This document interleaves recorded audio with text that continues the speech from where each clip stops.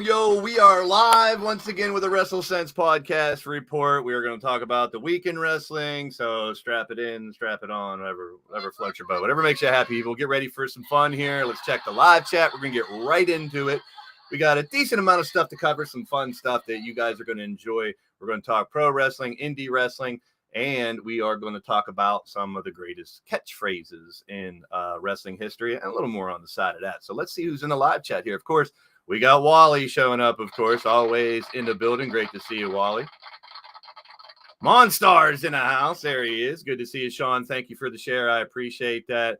Definitely check out the WrestleSense podcast YouTube page if you have not.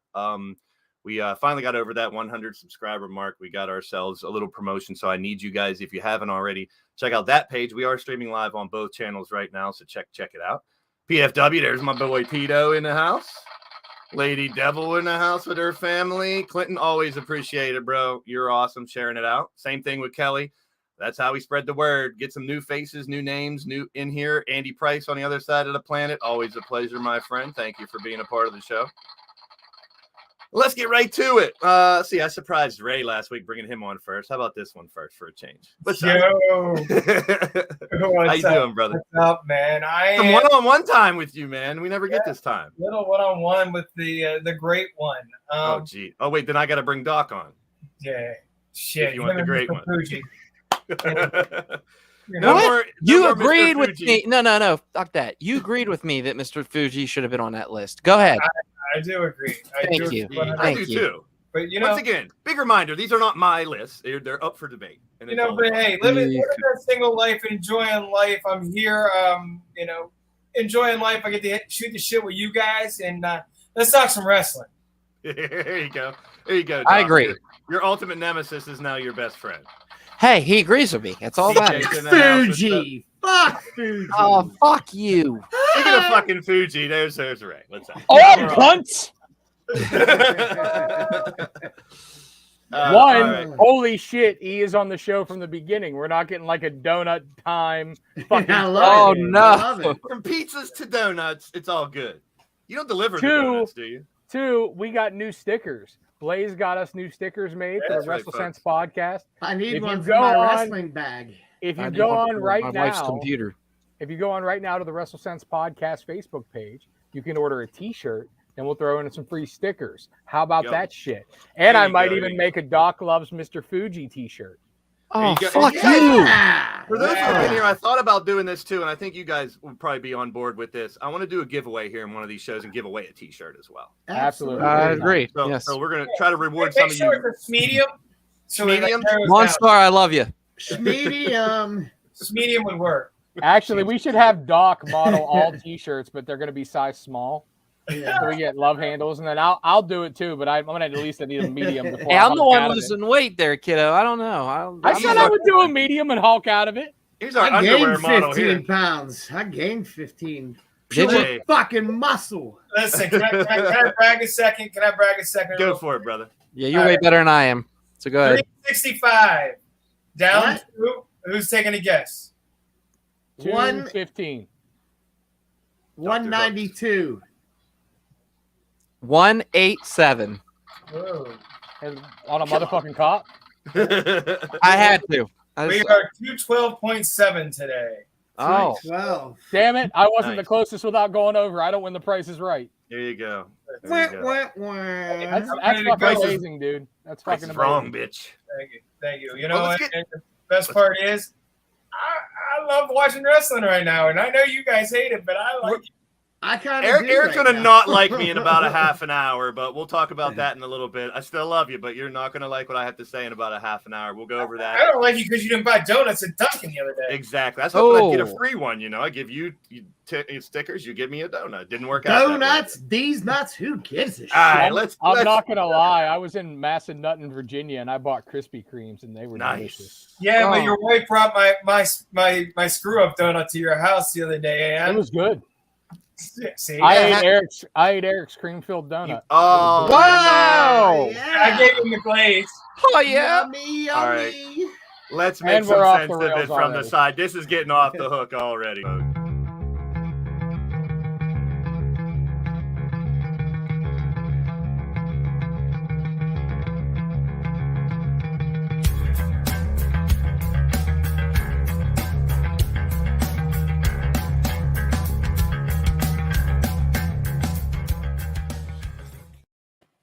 Hey CJ, did you notice something different about that little intro? I did. It was a different graphic. I love it. It No just- ring with I took the- 47 ropes. I took the boxing rings off, so no one can bitch about them anymore for you guys. So we're talking about numbers, and we're talking about history of wrestling. So news that broke today. Let's start it out with PG is gone, and TV 14 is back. And I want to get, obviously, let's go with our WWE Smart here to comment first. What do you think about it, E? I think it's a good move. I'm optimistic. What about you? So I just got a report from Bleacher Report about 30 seconds before we got on air that said Raw is now not going NC4 or TV 14. That it's going to be a discussion to be talked about for later on. Oh jeez. So let's put it this way. I think that this is another ploy to sell WWE. I think that everything is in play. I think that they're trying to see if they can get that older audience that AEW's, pulling away from right now.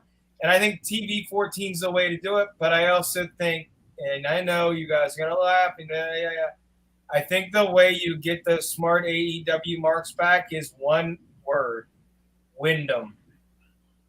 We've talked about that. We've had our weekly I mean, window I don't update. disagree with that. No, I me think either. it's going to take a lot more than that, though. I don't. I really don't. I think you need It to just means more boobs and ass is what I think. I think they're going to get a little more risque with that. Here's Right? the thing. I feel like the TV 14 thing though would be a good thing for WWE. We've all bitched about the WWE's booking and how both shows are so monotonous and the same.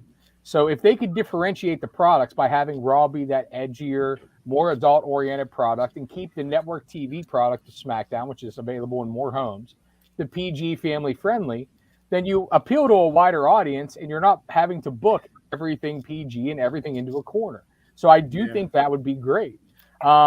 Since we're on the subject of numbers too, and we're talking about breaking reports, Sasha Banks is charging $30,000 per INDY appearance. Oh, jeez. Yeah, because she could go fuck herself with that. Wow. Dude, But no, I definitely think the NC4 or TV 14 would be a great thing just because it would give them some room to book. And differentiate, like I said, the two shows a little bit. I mean, they have 5 hours of network television, and it's all the same right now. It's all the same. Okay, now I can't remember how to get Ray only one up. There we go. I was going to say, It's going to be your show for the rest of the show here. Doc, what's your thoughts on this TV 14 thing here? Whether it happens or not. I like it, but I think it possibly could happen. But the thing I'm worried about the most is the women's wrestling division in WWE. Because I mean, if you think about it, when it was TV 14 and all that, you had your bra and panties matches, you had your pillow fight matches, and I'm really hoping they don't go back to that because Nowadays you can't. I'm just saying with the thing that they established today. I'm hoping that they stick at least with what the women's wrestling is going for. I really love the fact that the women's the women's divisions are such an established part now of WWE. So, I don't necessarily think we need to go back to bra and panty matches, but I don't want to see another storyline about Bobby Lashley and his beautiful sisters or some stupid shit like that. At least with TV 14, we can start to have more real consequences of like, my wife cheated on me with you or some shit like that. Yeah, and get some real like lifeline based. Well, I mean, they did this, didn't they did that with Miro and Lana and yeah, but it was so watered down and shit. If that would have been done in the Attitude Era, they could have really done some fun shit with that. with But Val Venus. You know what? Yes, Yeah. Val Venus and the gold, or was it Dustin Rhodes angle? I do remember that. Yes. What I was going to say about that though is the Lashley Miro thing. That was when Paul Heyman took over Raw. Yeah. That was one of the first storylines he did. But then you're taking the creativeness of Paul Heyman and booking it into a corner because he was PG and his hands were tied. Well, Yeah. and Thanks, brother. that's what I was going to say real quick is that they're talking about Heyman being the new creative guy for Raw. So Again? it goes hand in hand with this TV 14 thing. So, but my question is, now that I think about it, the front runner for the NFL Sunday Ticket now is who? Apple. Oh yeah, that is right. I thought I was gonna say Amazon, but that's the Thursday night game. So my bad. Yeah. So Yeah. the question now becomes: is Apple a player for Monday Night Raw? Is Apple or WWE in general? Get that whole teen demographic on your streaming service. Yeah, we talked about that streaming service, and I You think know we all what? kind of agreed that could be the future of what a lot of this stuff could go towards. We'll see. I mean, it's not the future; it's here now. Yeah. You know what I think this TV 14 thing is gonna change, and I hope I'm wrong. Absolutely I got- fucking nothing. Guys, That's where I'm at. I'm sorry, this is not Brandy. This is Alan Gray, and he's That's where I'm at with it. I think that they could do this, and we see no changes at all, and Yeah. we're just like, we're It getting would be overexcited for unfortunate something. for sure. Yeah, I honestly, that's what I see happening. Good point, good point. I like Absolutely that, CJ. fucking nothing. Monstar has a point. Do we see another live sex show? I mean, A lot closer to one if they go TV 14, I'm sure. Yes. So let's talk about the ladies. Let's talk about something that happened over the weekend. And I'll get my rocks off first because I was a little adamant about this bullshit. I don't give a fuck how long you've been with the company. I don't give a fuck what the thing was. But they were talking about Sasha and what's their name being unprofessional and their bullshit. I think this is one of the most unprofessional things I've seen for a while, whether it's a house show or not. To go off like that as a legend and a veteran as Natty is, I think it's bullshit. I mean, you hold that till you go into the back and take care of that shit. Yes. that's exactly it, man. I mean, if you want to put a term unprofessional, that's the fucking poster child for it with that action right there. This has been seen one other time. Now, granted, the other time was on pay-per-view, but Austin Aries no-sold John Morrison's finisher in a world title match, and he was immediately fired and walked out of the company, which technically his contract was up, and there was a bunch of shit, and that's why it was over money, whatever. The word going around is Natty's unhappy with creative. She's unhappy that she's in the role of mentor and not being focused on, but that's been her role forever. Yeah. I mean, and It's a good role for her. I mean, come on now. Like, no offense to Natalia. I think she's a great worker, but she's not a character that's going to lead the women's division to some new heights. No. There's nothing surprising about Natty. Total And offense to Natty. Fuck Natty for what she did. That's For what her to do that to Liv Morgan, who's so young in her run. And again, like CJ said, you walk back through the curtain and throw a fucking punch at me if we got a problem. Yeah. I'm fine Yeah. with that. But don't do There's the CJ. shit in the There ring. you go, CJ. Here's Boo Here's party. Hey, go ahead, Doc. Let us hear it, Doc. What you got? No, I'm with CG on this because we've seen this happen, both of us. I saw mean, it happen not too long ago. yeah, I mean, dude, you Well, know, what happens when it happens in an indie Okay, show or something? okay. What would happen to that Honest, person, Doc? Can I give my story real quick? Yeah, let me know what happens in the indie show. Okay, so a kid who passed away in the business, his name was Christopher Arcadian, and he wrestled for RWA. At the time, Corey Graves, aka SJK, was in the ring. So, of course, he was part of a faction called Capital City. Capital City jumps Chris Arcadian, his tag team partner, and someone else. And they beat the shit out of him. They're supposed to be laying there. Well, Chris Arcadian is starting to get up to leave to let them have the rip. And SJK is on the outside because he was just a manager at that. Well, he was a wrestler, but he was just being the manager outside at He that got point. laid out, yeah. Yeah. So Chris Arcadian starts to get up, and SJK goes, "Get the fuck down," and just wallops him in the back of the spine 3 times, and then punches him in the back of the head and says, "You stay the fuck down until somebody either comes and helps you or a ref checks on you. Wow. Do you fucking hear me?" In his ear. And I go, "Oh my God." So as they go to the back, my man who's right above me here, DH Bruiser, was actually running the show at that point, and he goes, "Chris," and then I forget who the other 2 wrestlers were. He goes, "All 3 of you, go upstairs. SJK wants to have a word with you." And SJK didn't beat the shit out of him or anything, but he sat down. He politely told him, "Hey, wait a minute. When we beat the fuck out of you, we're the heels. When we beat the shit out of you, you don't get up. You lay there and you act hurt because that makes us look bad. You were making us look bad there." And, of course, it was all handshakes and apologies. But, yeah, you address it when you get outside the ring. But SJK at that point, to do what he had to do, I mean, he kept him down. And, I hate to say it, but on his Fistia, stay down. There's a Yeah, reason he has that on his Look, fist. Wow. The Good story that Doc had just said is 100% true. I wrote and booked and produced that entire segment. And what it was there was a tag team match that went awry by Capital City coming out and beating everybody up, basically. They were the heel stable. They were interrupting the show. Before we went out through the curtain, I'm going to expose the business a little bit here. We're going over the segment. We're talking about what's going to happen, when the run-in's going to happen, the beatdown that's going to happen, everything. The young guys were instructed to stay down. The young guys were instructed to sell the beating. And and I explained to them that this is all for the purpose of getting you over as the baby faces. You have to have adversity to have triumph. You have to have a reason to come back and try to, do something. And Keenan did the veteran thing. As you guys all see Corey Graves Monday night on Raw, and you see him as an announcer. Corey Graves, Sterling James Keenan, as we're referring to him, is a world-class professional wrestler and a world-class mind for professional wrestling. He understands the business. He understands what needs to happen. So when he sees this happening, he does the veteran thing, which is save the show. It's all about the show. Now, once you come back through the curtain, as we said, they got sent up to school. I didn't even talk to him about it. I said, you go see Keenan and get your comeuppance, basically, because it's time for you to learn. And that's how you've heard about the Undertaker holding veterans court.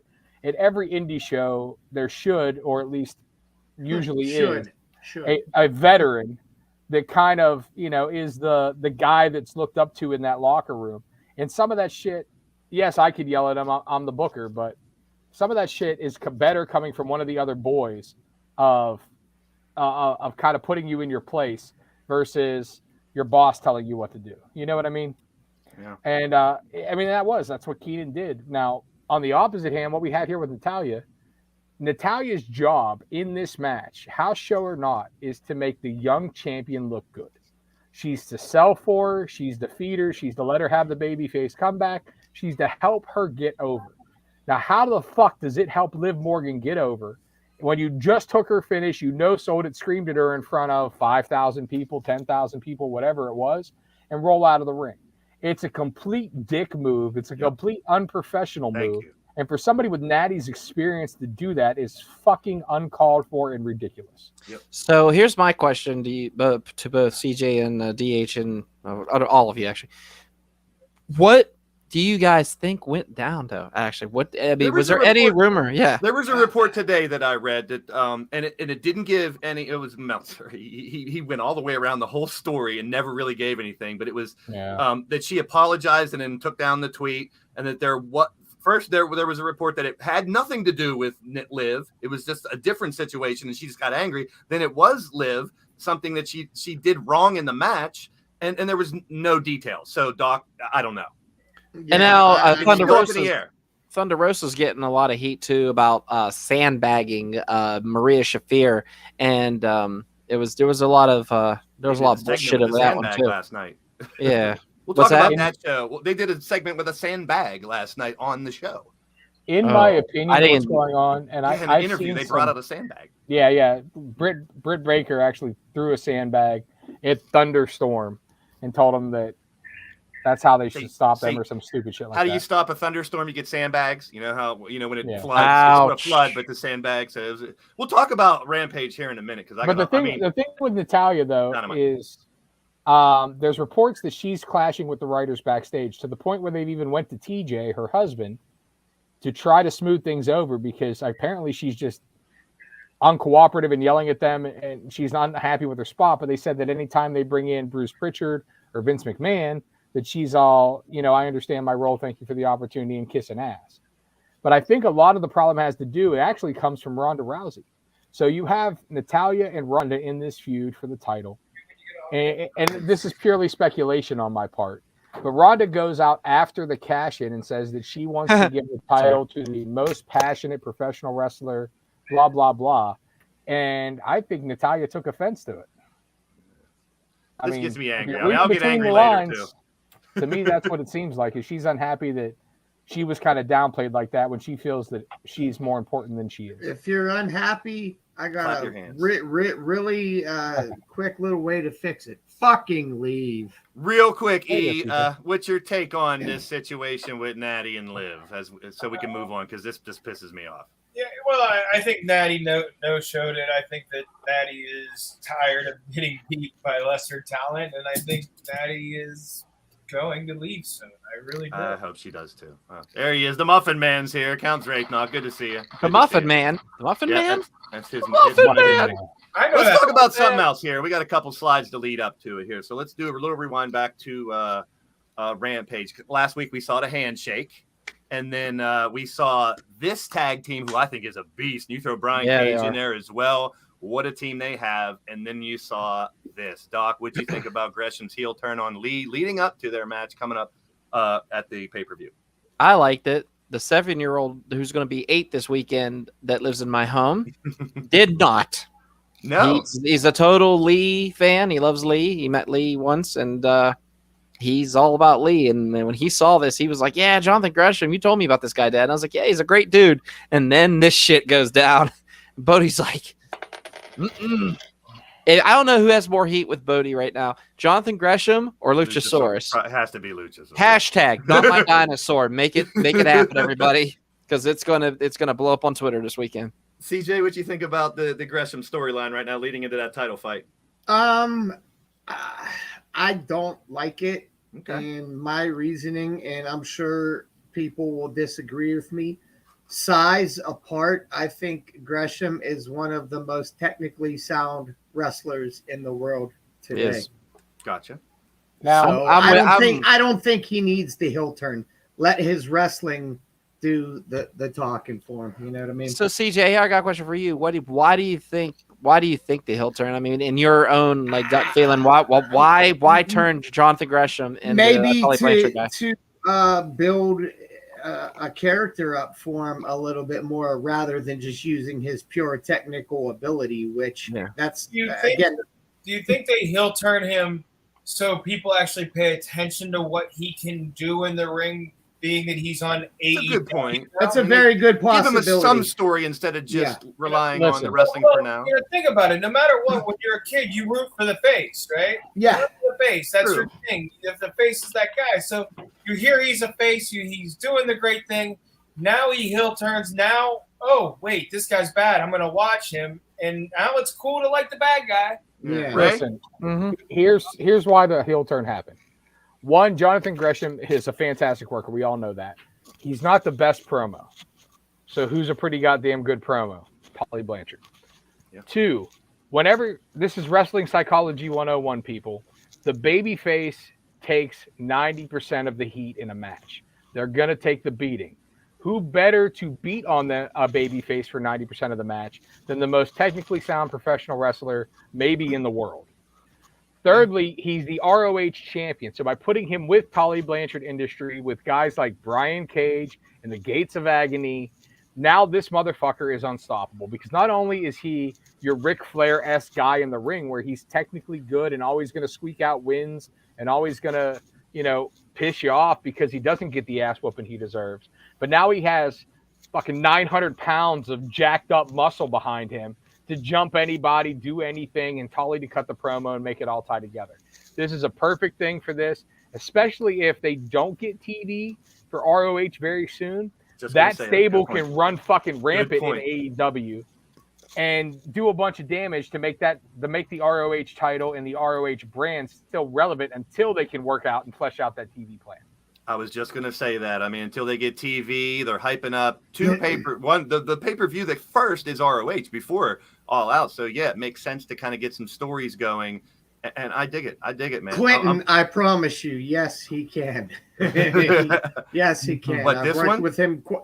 Yeah, he can. I've worked with him quite a good bit. He's no fucking joke. Yeah. All right. Keep Hey, it going. they all do that super kick party thing. It doesn't matter. And he dates Jordine Grace. God bless him. Now, you may think this is just a mistake picture or something, but the story behind this I wanted to talk about is last week at Raw.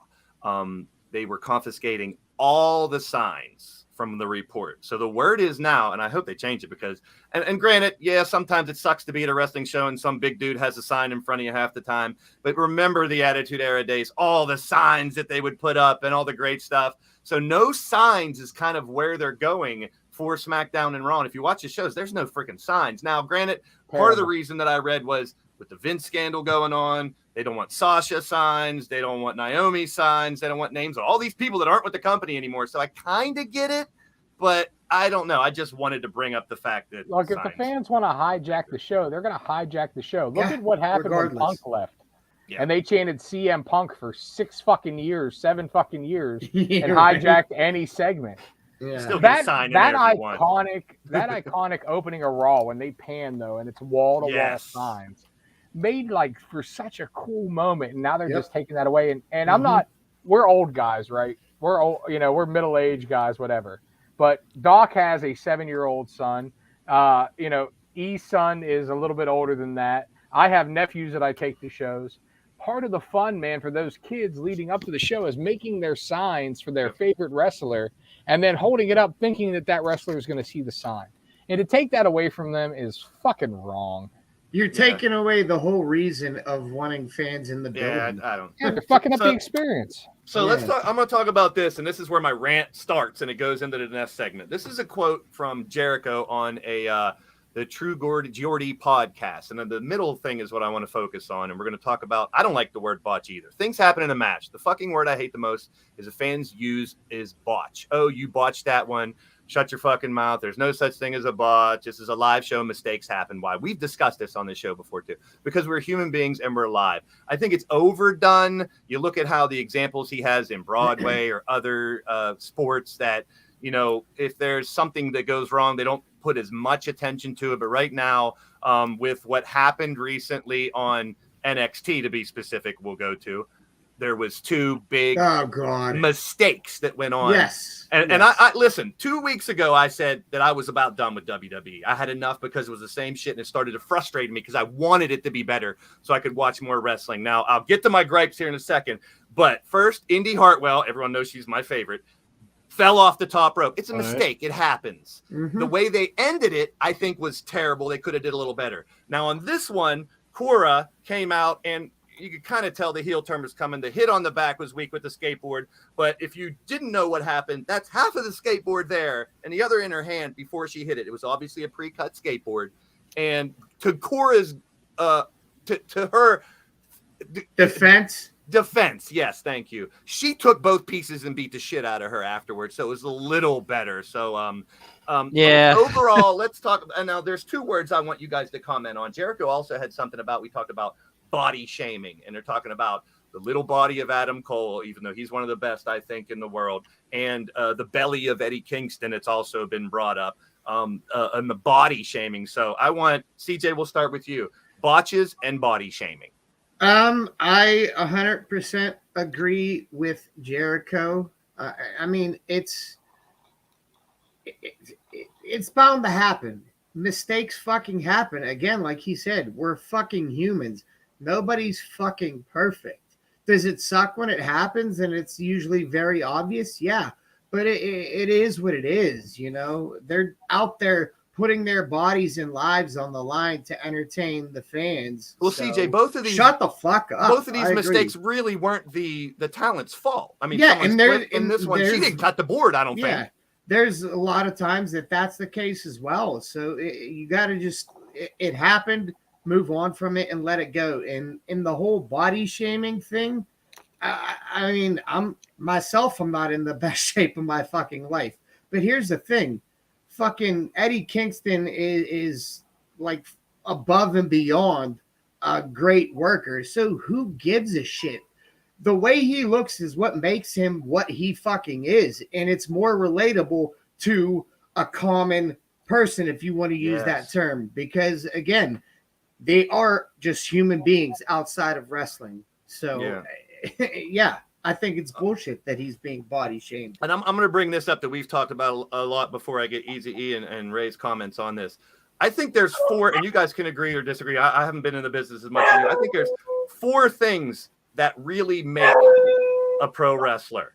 In the ring, on the mic, the character, and your look.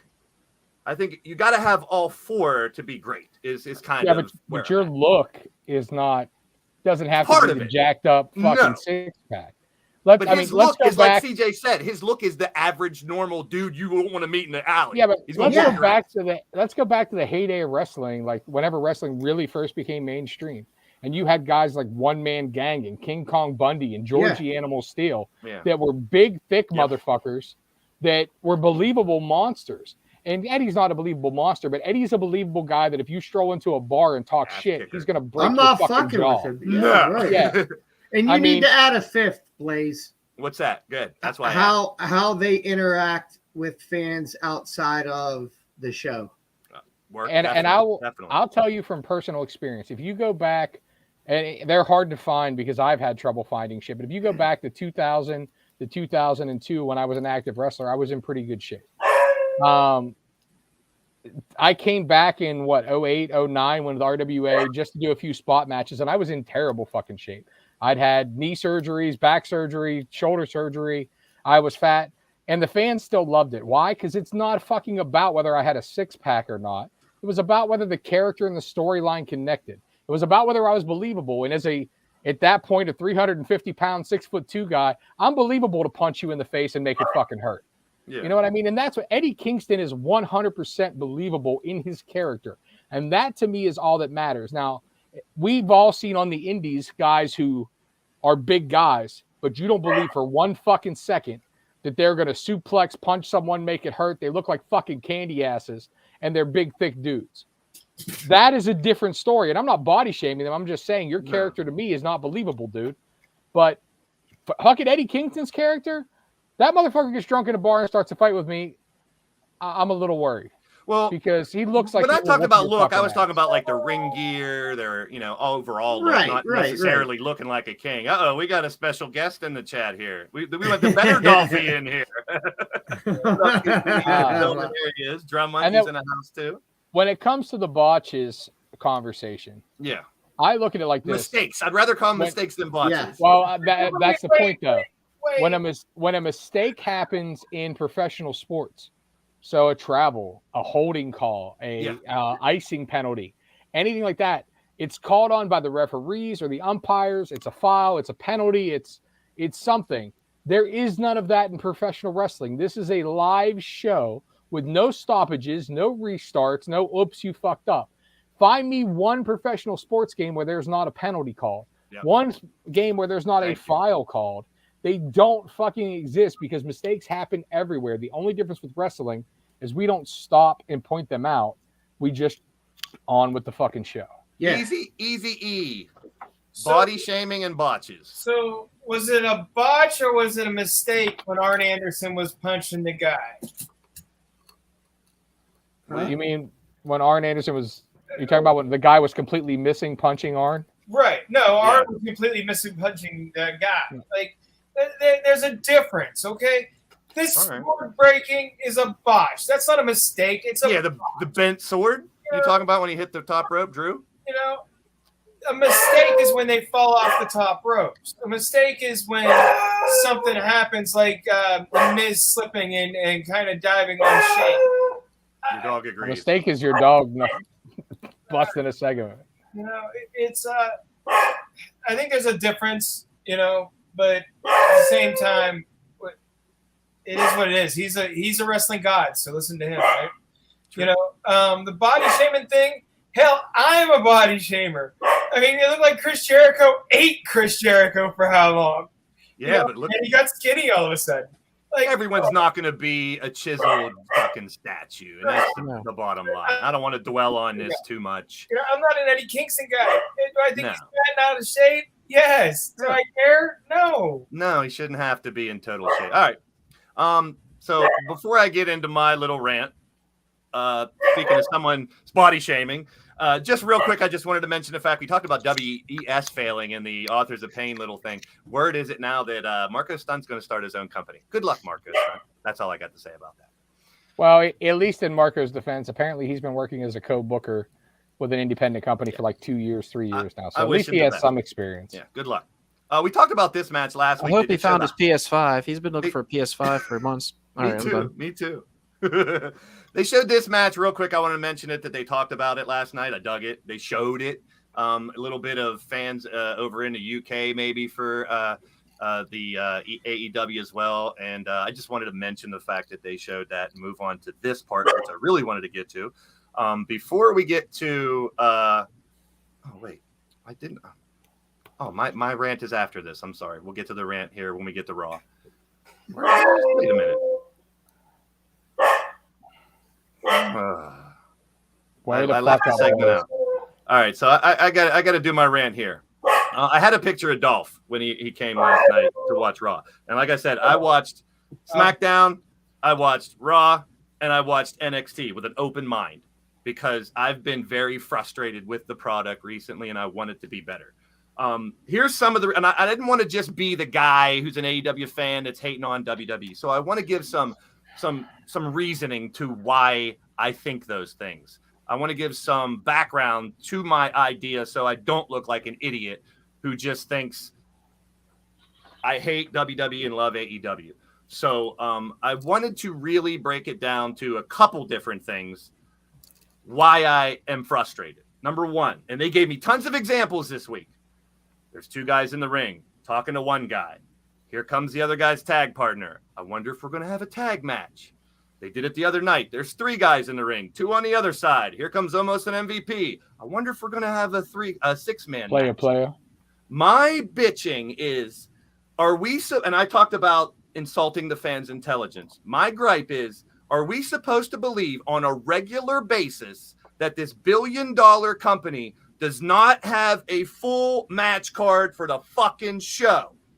I'm tired of it. It's happening way too much where the wrestlers come out and make their own matches. It's ridiculous. Teddy Long rule. It's fucking ridiculous. Predictable surprises is one thing. That's only one. I got a couple more. Let this get off my chest. I've been waiting to do this. A lot of countouts, a lot of DQs on fucking TV. This is going to lead in to my praise of fucking Dynamite. Call me an AEW mark, an AEW shill. I'm calling it like I see it this week. I'm frustrated with the bullshit we get in WWE. How about this one? Someone comes down to the ringside. They're going to sit at the ringside area during the match. Becky and Dolph this week. You think they're going to fucking interfere? You think they're going to have something to do with it? Almost 99.99% of the fucking time, it's fucking predictable. And the final one, to get it off my chest, 3 hours of a show and less than an hour of fighting. I'm tired of it. I'm ready to never watch WWE again, but I'm giving them another fucking chance. And it's the same thing every fucking week. He just missed my rant. I was hoping he heard it. I heard most of it. I kind of agree. I wanted to It's not because I hate WWE. It's because I hate what's happening. I want it to be better. Don't tell me they don't have a full fucking match card for a Raw or SmackDown. There's no kind of. There's no kind of. It's all 100% true. It's the same shit I've been bitching about forever. The problem with Raw is 90. Let's be honest here. Okay, so for every hour of television, there's 40 minutes of content because of commercial breaks. So for a 3-hour show, we technically have 2 hours of wrestling, or of 1 hour of that, as you just stated, is fucking recaps of shit that happened earlier in the night, or recaps of what happened on one of the other shows. Which, why the fuck I don't need to watch SmackDown. I can watch Raw and watch the recaps and not fast forward through them, and I know exactly what fucking happened. So you're hurting your own fucking ratings. And then we have an hour of action. So I'm supposed to sit here for 3 goddamn hours of my life live to see 1 hour worth of wrestling, which, as you just stated, is either interfered upon, counted out, disqualified, or the same match that you offered last week and the week before and 2 weeks before that in some variation. And that is the problem with wrestling. It is the reason that Dynamite, and I'm not being a purist AEW mark or anything like that, I am. At least Dynamite is a more entertaining show. There's variety. There's usually finishes, unless it makes logical sense. The booking's more logical. And I'm not saying that AEW has a better talent roster than WWE. No. And by any means, I like both of their rosters. But the way that AEW formats and produces shows is more entertaining than the recycled plug-and-play format bullshit of WWE right now. And it's fucking sad. Because I want two competitive products. That's why Nitro and Raw, though, and the Monday Night Wars were fucking amazing, because you didn't know what was going to happen. It was fucking entertaining. And if you missed something on one show, you were like, God damn it. And back then it wasn't just, I'm going to DVR both shows and watch them at my leisure. Like, we had to fucking flip back and forth or VHS record one and go back and watch it. But you couldn't miss a minute because something was going to happen. Fucking Kevin Nash was going to dart Rey Mysterio into a trailer. Stone Cold was going to beat Goldust and put him in a porta potty. Like, something happens, you can talk at the lunch table at school the next day. Something to talk about at the lunch table at school. Here's my takeaway from the week of my analysis. AEW's matches felt like they all meant something this week. WWE just hyped for the next pay-per-view. Premium live event, I'm sorry. That's my rant. I can't fucking stand it anymore. You can't even say they hyped for the next pay-per-view. They hyped the Usos versus the Street Profits, which this will be the 33rd time. And that Brock versus which is almost that whole card's rematches. Which has main evented like what, 9 pay-per-views at this point? Yeah. Yeah, but that was the bad. It's exhausting. This is the good news of the week. My favorite TV show of the whole year, by far, for me. That's my opinion. I enjoyed every match. Even the Anna Jay, Serena Deeb. Anna Jay, I'll take her over Liv Morgan any fucking day right now. Oh, so would I. I think she fights. I'm not talking about in the bed, which I would. No, neither am I. In the ring, on fighting, on the mic, all of it. Each of these matches, Cassidy and Wardlow was fun. It was funny. It was awesome. It had a chainsaw. Yeah, what was that about? Was there a reason I laughed my ass off. It was great. Yeah. Was there a reason, or is that just? It was just for humor because he's so big and hulking. He's so if you think about the size. They said we're gonna cheat the entire fucking Yeah, match the because promo- how's anyone gonna beat him if we don't? Yeah, the promo right before Chuck Taylor literally says we're gonna cheat, and Cassie was like, I don't care. I could do a whole show just on this show. This Dynamite show was amazing. Yeah, it was a very good show. Yeah. Even the interview, Christian, he set himself up. He can't really top the first 2 weeks of his work. Sure, he could. Why not? But people were like, not us, but I was reading stories where they're like, oh, Cage on the mic was good for 2 weeks, and now he wasn't this week. It was what phenomenal. was bad about it? Nothing. What was bad about it? Because he did exactly what he did the last 2 weeks. 2 weeks ago, he bashed Jungle Boy's father. The last week he bashed Jungle Boy's mother. This week it's Brian Pillman's turn. Fuck your dad. He ain't a legend. It was great. It served its purpose, and it gives them a filler feud until Jungle Boy's ready to return, and another reason to build heat. Because as you saw next week on Dynamite, we're gonna have Christian Cage and Luchasaurus versus the Varsity Blondes. So it's kind of like a feud inside of a feud to build the main feud, and that's fucking phenomenal. Yeah. What cracks me up is they just need him to go back in the locker room and go, you have a dead dad. You have a dead dad. You have a dead dad. You have a dead dad. That would be all of you have fantastic. dead dads. Guess what? So is mine. So fuck you. It would be funny. If he just walked through the backstage area blurting out something terrible about every person he passed, like almost like Tourette's syndrome, like your wife left you. Let me correct myself. I had one thing on WWE. Patrick. I absolutely love this week, and I can't get enough of him. Face Brock is one of my favorite things in pro wrestling right now. Because he's having fun, and you can tell love he's watching fun. him. Yeah, he is having fun. And I'm not hating completely on W. Don't get me wrong. I love AJ. I love Finn. I love Bianca. I love Riddle. R-Truth is a legend. That motherfucker, dude, after all these years, we talk about how that Mr. Assman looks right now. Look at fucking R-Truth. And Daddy ass. Everything that Truth touches turns the fucking gold. I don't care what anybody says. Truth, Yep. I Truth agree. needs to go to AEW, and they need to put Cassidy, Danhausen, and Truth in a fucking trio Dude, that'd be scene.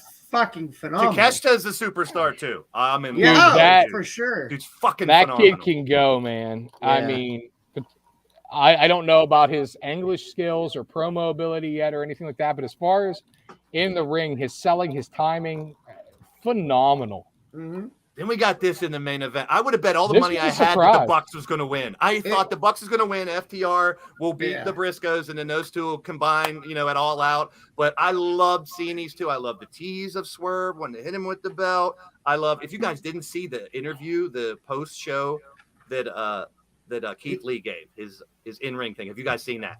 I have not, No, and I didn't get to see this. Okay, match Keith either. Lee came back out. I'm gonna let you know what he talked about. He's had a lot of health problems, and he Yeah. almost cried in the ring after this match. He got on the mic and cut the most heartfelt promo I've heard in a long time. He said there are 3 people. He said, I'm not going to keep you a long time because I know you're getting ready for Rampage. He said there are 3 people in his life that he absolutely loves more than anything. And no disrespect to anybody here or anything. He said that one of his friends just got diagnosed with terminal cancer. And he dedicated tonight, win or lose, to him. I mean, he was almost breaking down in tears, but he said it so eloquently. You guys got to go on YouTube. Go find the post-show promo that Keith Lee cut. It's fucking incredible. So, CJ, I know you didn't see this match, but give me your thoughts on Dynamite. Whenever we on Dynamite, Wardlow in Orange Cassidy, we knew what it was going to be like, but I think it surpassed what we probably thought it was going to be like. Mm-hmm. It did surpass it. The Christian Luchasaurus stuff is always entertaining and always keeps elevating the story. Moxley and Takeshita, you knew it was going to be a banger. Same with Claudio and Jake Hager. I agree. All around, it was a solid fucking show. And I would pay money for that show. Oh yeah, and you probably guys remember me going on record saying that I think more recently in the past few months, I think AEW has lost a little bit of the steam, but I think it's picking right the fuck back up. Doc, what did you think of good old Dynamite Fighter Part 1? I liked it. I had a good time with it. Unfortunately, my kid fell asleep, so I don't have to watch half of it over again. But I mean, what I enjoyed from it is, it was just nonstop action. I mean, there was always something going on. There wasn't, with the promos and everything. Chris Jericho's promo, I thought was excellent. I loved it. I loved that they went right to Eddie, and Eddie's like, "Oh, I get this many minutes." I loved how Eddie is just such an angry old, as Ray likes to call me, kind of like fuck. You. Yeah. Yes. Yeah, you cantankerous old fuck. Cantankerous old fuck. But Good, Doc. No, it's cool. Go ahead. I'm good. I enjoyed it. There you go. Me too. I told CJ because I didn't want to spoil it in our chat when it first happened, but we were talking a little bit about it last night. It made me feel like I was back watching WCW with something happening pretty much every segment, and I could not wait for Friday now. Or like the Monday Night Wars. One of the things that was great, in my opinion, about the show is like literally we saw 3 championships defended. We saw it forward the women's title storyline, with Britt Baker and Toni Storm, etc.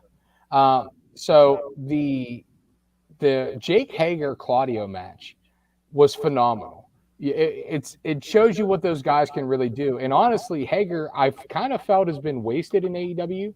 Like, he's been great as the heater for Jericho at certain times. And then obviously he's been in a lot of the multi-man matches and stuff, but Hager is a great professional wrestler. Hager has a great character and great timing, and I don't think he's used enough. I know he does the Bellator shit, but he's only had 3 fights. But last night showed you that, like, Hager could be a main event guy if need be, if called upon in AEW. That match was great. Their timing together was phenomenal. I wouldn't mind seeing them as a personal feud continue. Then you get to the tag match. I'm with you. I did not see this coming. I thought the storyline was going to be FTR chasing the Bucks and the Bucks defending against anybody else but FTR until we get to, them finally taking the belts off of them. Yeah, Echo, Doc. Doc, that's your Echo. Lee. Oh, and Keith Lee. It's not. Yeah, it is. I just muted you and it stopped. Yeah, it's something coming from you. Maybe back out and come back in. Sorry, Ray. No, it's cool. What I was going to say is Keith Lee was actually, or Tony Khan was actually on Busted Open on Wednesday, and I didn't get to listen to it, but he said that he said that Keith Lee had a personal issue, that he'd made a Twitter post, and he's like, we're going to stand behind him and whatever, and blah, blah, blah. But that kind of made me think that, like, that Swerve in Our Glory was not going to win, because I thought Keith Lee was maybe going to be taking some time away for personal issues, and then lo and behold, they win the titles. Like, I'm happy about it. I love them as a tag team. Yeah, I like the tease they've been doing, but I was not expecting them to win at all. And I love whenever you can call me a smart mark, you can say whatever, you can call me whatever the fuck you want. I don't care. But when you can surprise me, I'm happy about it, because normally I call Doc the cantankerous old fuck, but I'm the jaded fucking grizzled veteran, if you want to call it that or whatever, where I'm like, I know where they're going with this. I know what's happening. That's when something happens that's completely out of left field, I fucking love it.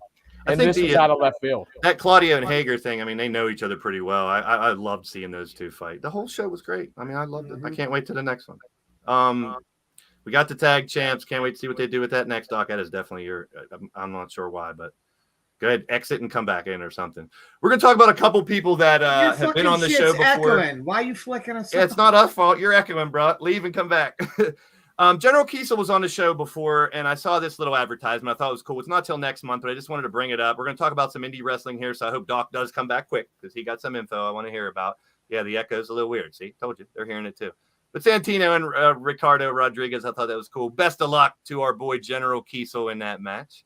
Where is it at? Lancaster. Two big IWC shows coming up this week. I got it. I got you, man. Hold up. Hang on. Before we move on with this, Santino actually got some heat. And really? I kind of want your guys' opinion on it. Okay.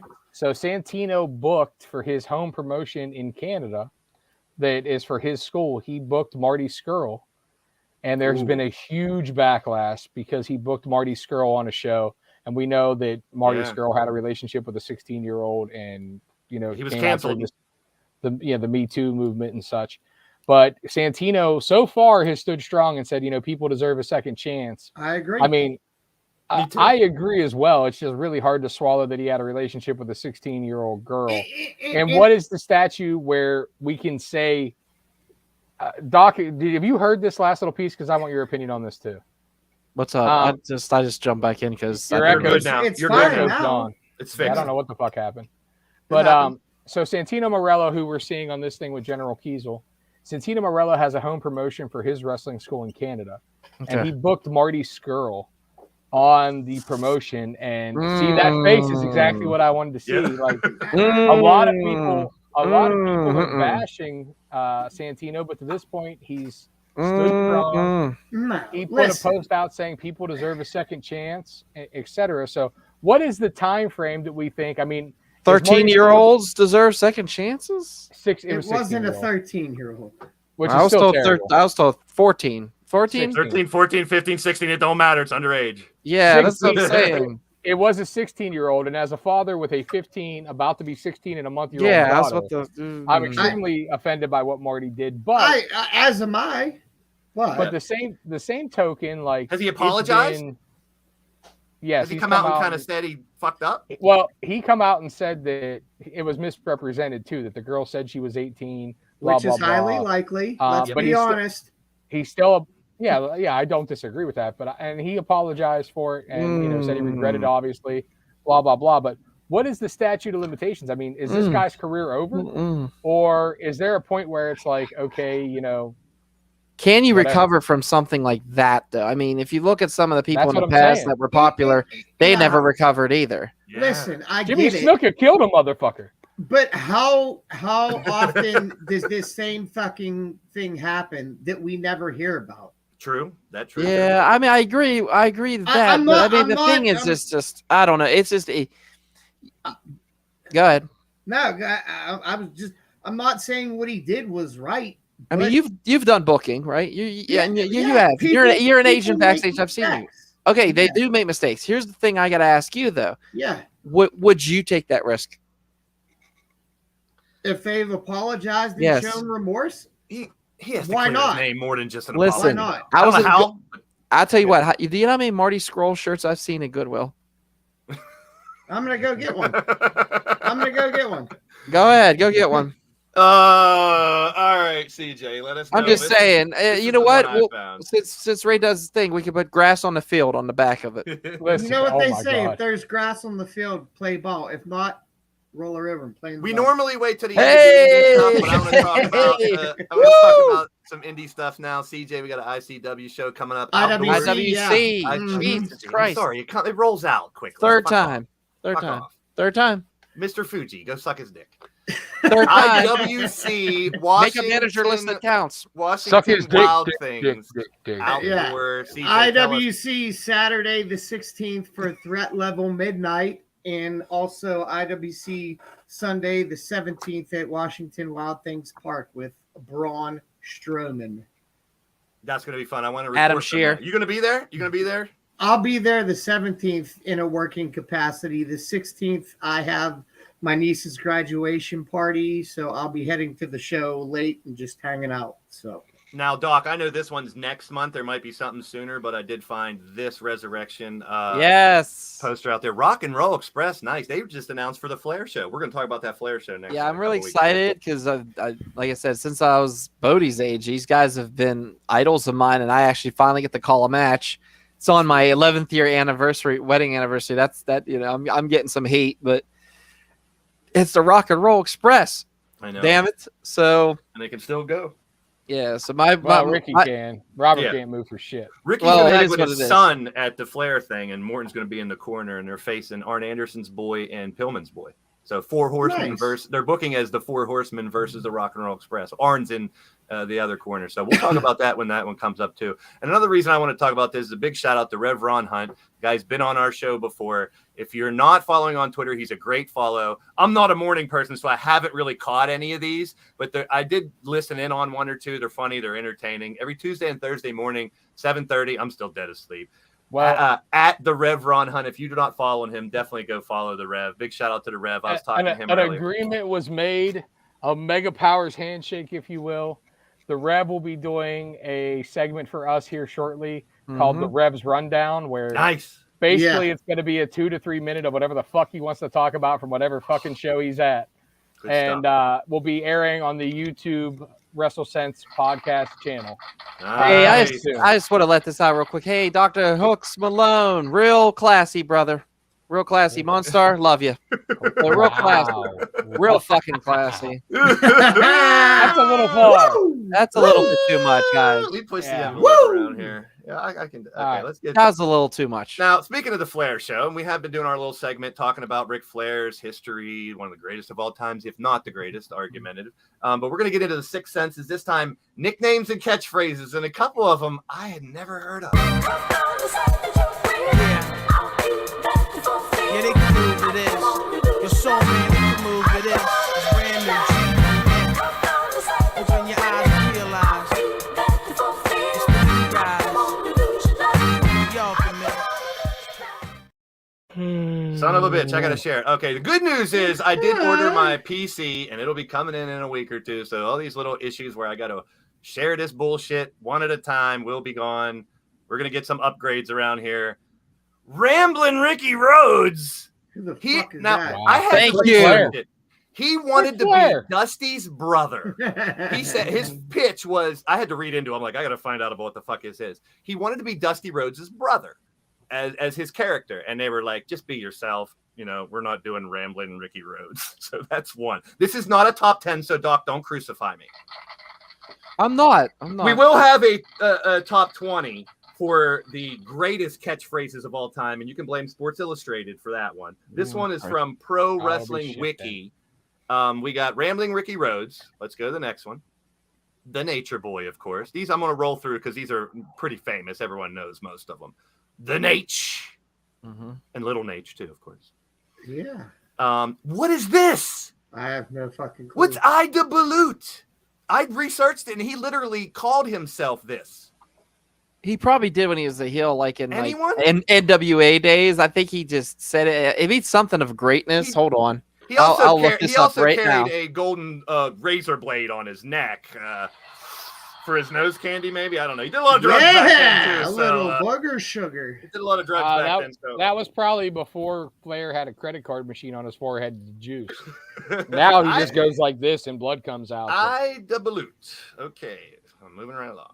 Yeah, the dirtiest player in the game. One of my favorite nicknames. There's one on here that's not technically a nickname, so we can bitch about it. But dirtiest play in the game. I was trying to find the best ball shot that he's done because I think he's done 1 million ball shots in his career. Yeah, nobody does it better. No. This is not a nickname, but who calls him styling and profiling? It was on the list. That's not just a one nickname. of his catchphrases. Yeah, we'll get to the catchphrases too, but they called him styling and profiling. The Man, of course. Yeah, that created. Gotta beat the man.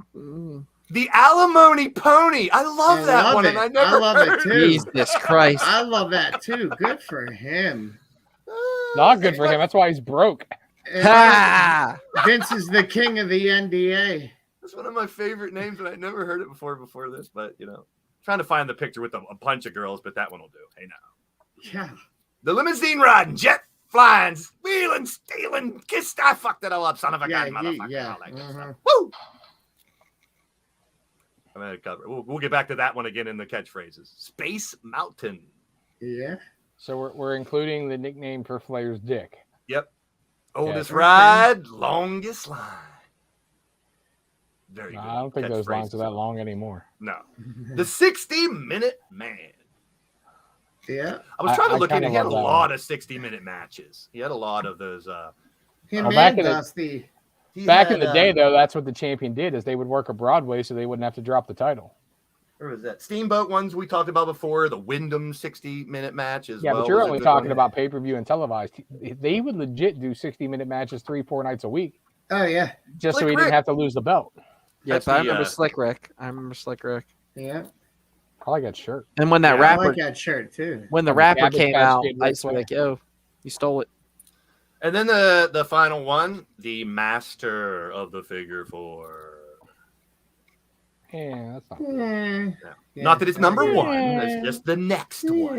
Get off my case. So let's talk about catchphrases, man. This one's going to be fun as well. Let's get into Ric Flair's catchphrases, and we're going to see some of these later as well. I was born with a golden spoon in his mouth, and William Regal's toothbrush up his ass. Oh my! It's Bolton. It's bottom. I always said It's every time Bolton. Regal comes on commentary now, I'm like, hide your toothbrushes. Regal's around. Ugh. All right, Bischoff, you turn the camera off and I'll be naked when you come back. I remember I that one, and I kinda love love That was great. it. Only if that would have happened. No, not that I want to see that. We already saw too much of Eazy-E before the show. You're standing in front of a god. That was When a good he one. was calling himself the god of pro wrestling and shit was fantastic. And I mean, he used that for a nice series of time, and it was amazing. That's a good one. It's a good one. A little blasphemy never hurt in wrestling, I guess. Nah, It's not cool. It's pathetic. that's not really. That was a one. Not a great one, but it's Yeah. good. If I could play the quote and show the actual thing, it'd probably get a little more. You can ride Space Mountain all night long. You can ride it. That's a good one. Yeah. And like, Please like tell me you have the Bi- one. I have- this whole series of Flair, like back then. And Well, I mean, this is a classic one, yeah. just like I said too, Ray, earlier, those four things that everybody needs. I think Flair personifies them all in the ring, Yeah, on the mic, absolutely. the character, the look. That's why Yeah. he's my greatest of all time. Another reason why he's broke. So am I. Limousine riding, jet flying, wheeling, dealing, son of a gun. There, I got it right that time. You got to include the have a hard time holding these out. Hold it. Yeah, I get to it. Woo! Is the final one. I used to go to pirate games and do that. 'cause, That's you know, not the as soon- final one, is it? No, as soon as you do it, other people would go, woo! You know, that little Oh. thing. I got a couple That more. and the Sting Screamer iconic. You know what Well, I I mean? found those- a bunch those of. two- Yeah, Please found a tell bunch- me you have the one though. I I'm found praying. if I don't, let me know about it, and Oh, make a I meme. will. We'll make There's a meme with you in it later. nothing more iconic than Acrisure Stadium. There's a couple other. Ah.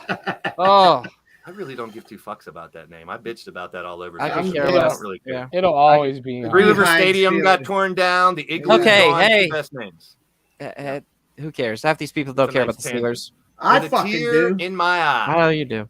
That was after he won the Royal Rumble. He said it was the greatest moment of his career. With a tear in his eye, he said it was the greatest moment of his career. I didn't know the whole. I had to look at one back up again to remind myself. But I wasn't really big into WWE back then. But to be the man, you got to beat the man. Look at that porn stash on Siobhan. Yes. Oh yeah. Oh, and Flair with a Giovanni- cut on his head. Go figure. Shivani looks like a guy that tries to sell you vinyl windows door to door. Jesus. Siobhan just did a viewing of an IWC show that I was involved in for some extra content on his What Happened When podcast, or one of the things he's involved in. So Cool. Cool. A little bit of press is good. I'm a Rolex wearing son of a gun. I'm having a hard time holding these gators down. Love So I it. found some memes here. I might not have the one you want, Doc, so you can let me know about it at the end. I'll here. just. So- I'll wait. Yeah, I'm not gonna I yell. found at you. some funny memes as well as when you Google Ric Flair stuff like that. You find some funny memes. So I I added a feel like couple. though I feel like though this era of Ric Flair, like when he was the NWA World Champion in the Dusty Rhodes feud, the Four Horsemen, like literally just every fucking thing that came out of his mouth at that point, he was so locked in to the gimmick and so money. Yeah, he did live his gimmick. Still is. God bless him. Let's see what's next here. I got some crazy shit here. My shoes cost more. Than your Yes. house. Okay. We're good. We're good. Is that the one? Okay. Yes, that How was about this it. one? Yes, this is Ric Flair. No, you can't talk to your wife. These are just memes that I found that I figured. I was gonna say I don't think that's a legit quote unless that was during that's really good. unless that was during the Randy Savage feud. Right? Oh. Next up, got some fun stuff here at the end before we get on to the greatest. Legend has it, if you woo in a mirror 16 times, Ric Flair will appear. Doesn't work. Tried it. You tried it? Okay. Jesus. Some fun stuff here at the end. I had to celebrate. Check me out. Yeah. Oh man. Nice. I like it. Gotta love the Wu-Tang. It's probably a real quote. Yeah, I'm sure at some point in time he might have said that one about you can't talk. Maybe not on television, but I'm sure he said that to somebody who called his hotel room. Remember, there's rap songs about him. Hey. Now. What the? Wow. You didn't know part of his 10,000 lays were these for, did you? Oh, Blanche definitely. I mean, that's a given. That's a given right there, Blanche. Betty White is Road Space. How about Mountain. Nick Flair? Did you guys remember Oh him? no. Yeah, I remember. Oh, I gotta say One is star with the Betty White comment. just gotta say, woo. That's the best impression you've ever done. Man. I had to That's the throw best that in. impression Just you've to ever done. say, That now is I really gotta good. go. We're gonna steal the Constitution of the United States. Let's end with Woo. this one. What is he doing here? Taking what it up. what I was right before the show. Damn And what it. I'm about to again. A little El Grumpo, a little I old call grumpy. this one hand check. You Where's had his some hand? Lucianos, didn't you, CJ? No, I didn't. I had chili cheese 3D crunch Doritos. Ooh. That'll do it. Yeah. A lot of air pockets in those. Okay. Yeah. Oh yeah. Holy Oh hell. yeah. That's the image I want to end this segment with for you guys. Oh yeah. Let's not waste any time. Let's get to our 2 cents and Wait, the wait, wait. greatest.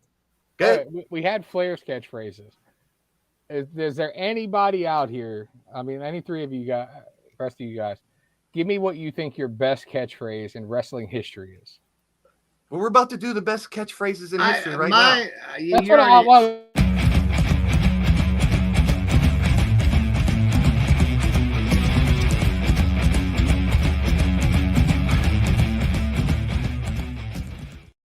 You taking you read my mind, Ray. I wanted to do that at the end. What I after was the getting 20. at, no, what I was getting at is I want to Okay, see what pops in your head right now Okay. is what you think the best is before we bring up the list Yeah. to see where they rank. I want to know what just sticks in your head when you think of wrestling catchphrase right now before we see a bunch of them and have ideas about Mine it. probably isn't even going to be on there, but Now let me say Scott this. Hall from the Hall of Fame.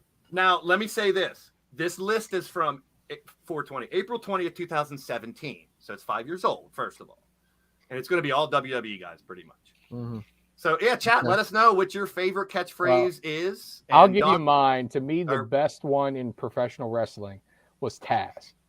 Beat me if you can. Survive if I let you. Yeah, that it is a great. good one. And thank you, because that's not on the list. I'll tell you that right now. Mine, It I'm should sure, be. isn't on the list either.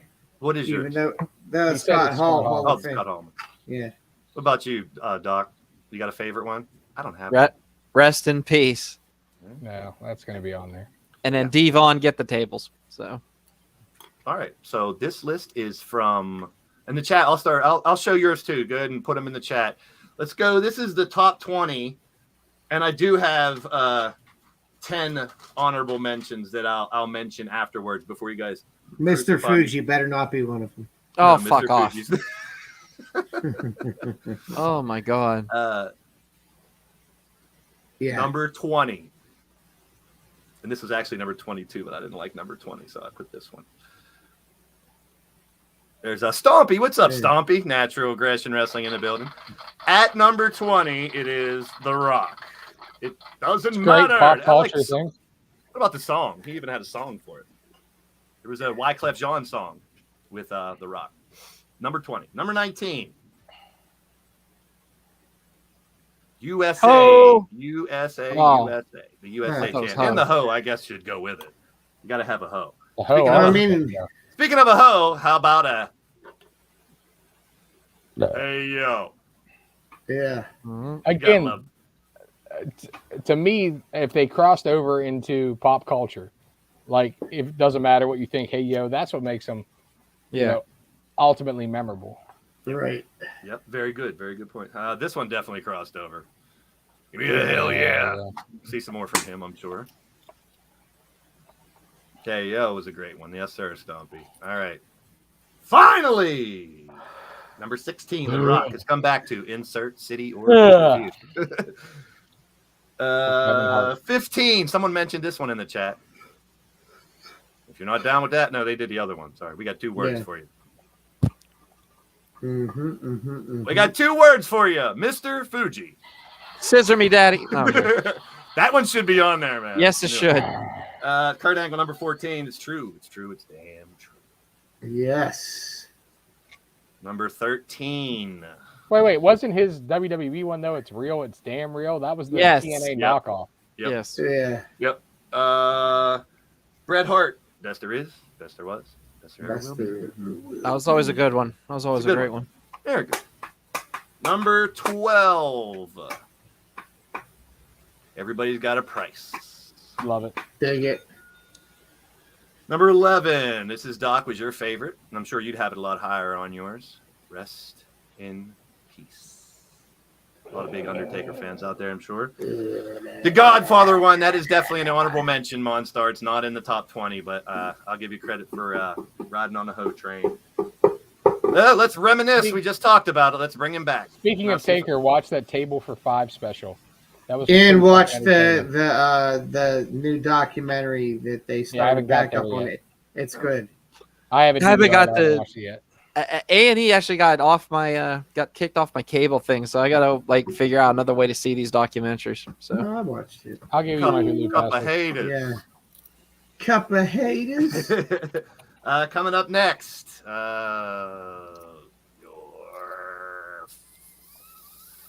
Signing an NDA agreement. Yeah. You're fired at number 9. Imagine if that's a face he made when he was porking them broads. Yes, The first it was. sign. Yes, that's what he was yes, making. yes. There's the face he was making right there. Number 8, Daniel Bryan with the yes chant. Yeah. Sign the agreement. Yes. Yes. To be the man. You got to beat the man. We already saw that one. Know your role and shut your mouth. Number 6, The Rock. And then this one, I'm really disappointed it wasn't in the commercial that I had, the Slim Jim commercial, but oh, yeah. And what you going to do, brother, is number 4. Number 3. Wait. Before we leave on Okay. from this one, Good. is it upsetting that you never knew he was actually talking about African American people? Oh, stop it. Oh, Stop it. Booker T knew. Booker T knew. Woo! As I'm number talking to you. 3, we already Hulk talked about Hogan. Flair again. We coming for you. You. Number 2, and this is definitely debatable, the top 2. You can move them around if you want. And the I bottom think line, the whole placement of the entire list is debatable. from But- Stone Cold, you could take it up with Sports Illustrated. It was a top 50 actually, and I just grabbed the top 20. And I will Yeah. go over the rest of the honorable mention that I picked out before we get there. Number 1 on the list. If you smell a la la la, what The Rock is cooking. All right, let me cover the honorable mentions. In the top 50 was Matt Hardy's delete. Ron Simmons, damn. Yeah. Dudley's Yeah, I figured Get that'd be higher. Dudley's Get. I think it was like 24 or 25, Doc, the damn one. I like that Okay. one too. Yeah. Dudley's Get the Tables. Yay. I call Booker 2. T, Can You Dig It, Sucker? Yep. A lot of these would be in my top 20. The New Age Agreed. Outlaws. Oh, you didn't know. Someone mentioned that. Yeah. Brother Love. I love you. Jericho. Welcome to Raw is Jericho. And you just made the list. Both of those were on the See, list. I think you just made Yeah. a list should be higher. Me too. I agree. Me That too. crossed over big time. I agree. I agree. He actually, did you hear when he did his promo last night? He said list, and he was like, "Oh, shut up." He said Yeah, something no. about being a list. And he goes, "Oh, shut up!" Right afterwards. It was good. Number 8 on the honorable mention: John Cena. The champ is here. Old school. Classy Freddie Blasky, the How would that pencil be neck higher? geek. That's one of my favorites. But Yeah. how would John Cena, the champ is here, be more relevant than the "You Can't See Me"? "You Can't See Me" was. Yeah. I don't know. And the final two of them that were in there were the New Day. Don't Be Sour, Feel the Power, and New Day Rocks. So that was all the greatest. Oh! So that was the list. That was the list of the list of the list. So Kind of bummed about the one though. Like, wow, Yeah. like You Can't Me See Me too. was not on that list. I don't know. It Wow, wasn't. that's 2017. It should have been by then. So maybe it we'll was go- there. We just didn't see it. Maybe. Ah! Sports Illustrated has no damn respect. Damn it, Barrasso, Yeah. get on the ball. So we did Flair's stables, we did Flair's matches and feuds, we did Flair's championships, we did Flair's managers, we did Flair's nicknames and quotes. Next week, we'll go We over rank Ric Flair's ex-wives. yes, finishing moves and signature moves, and then the following week we're going to cover the show that will be Flair's last match, and it's hyping up. Actually, It's not that his show last match. that show is going to be a bunch of previews because we have all kinds of shit going down that week. The last week of this month, SummerSlam, the Flair thing. There's a bunch of shit going down, so we will cover a lot of that. Huh. But before we Yeah, have do- a nice day. Didn't. Oh wow, Mick Foley's have a No, nice day. Didn't make it either. That's Wow. a good one too. Yeah, Thank you, Monstar. I just looked over. Monstar's pulling off some good ones That today, is a man. good That one. one and Please Shut the Hell Up is a good one. Wow. Definitely debatable. Definitely. That's why I like not having a complete list so we can debate it. We can talk about it. So speaking of talking about it, at the end of the day, The chase is getting old. The trail is far beyond gold. The tale seldom told. To get the meaning, to take the meaning. CJ sensation at the end of the day. At the end of the day, lots of wrestling going on this weekend. Support indie wrestling, and I got to poop. All right. Doc at the end of the day. At the end of the day, thanks everybody for tuning in. Thanks for everybody subscribing, and happy birthday to my friend Jason from That Wrestling Podcast. Definitely big shout out to That Wrestling Podcast and Jason and the boys over there for sure. And happy birthday, brother.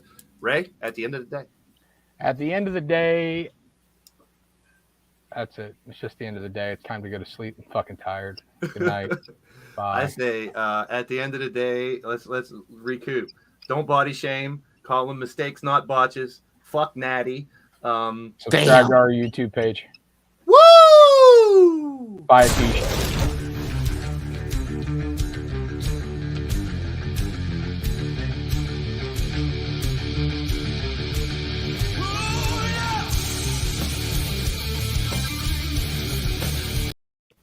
Hey, hey, my Not friend, off the air yet.